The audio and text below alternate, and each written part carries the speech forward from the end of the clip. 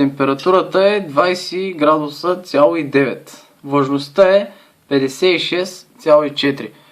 Значи, това е относителна влажност. От 0 до 100 се променя.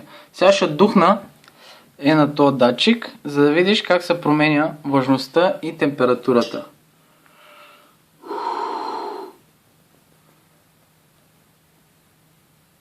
Ето 63, 64, температурата е същата. Това е микропроцесор, значи това е PIC 16F1508 с датчика, който го поръчах съвсем наскоро, за да изпълним това нещо. Data Reception с SFO е съобщение, което казва, че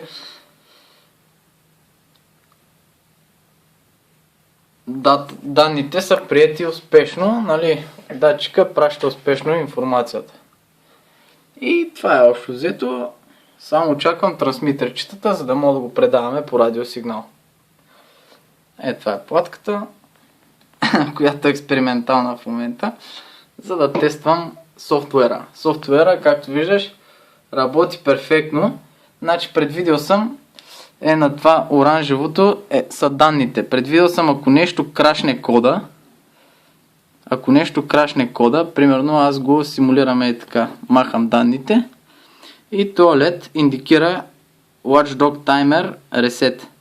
Ето виж, ресетва са постоянно и както виждаш, съобщенията са инициализация на датчика постоянно, нищо не получава. Сега го включвам и ресета спря. Ако нещо стане с датчика да обвисне, да хангне,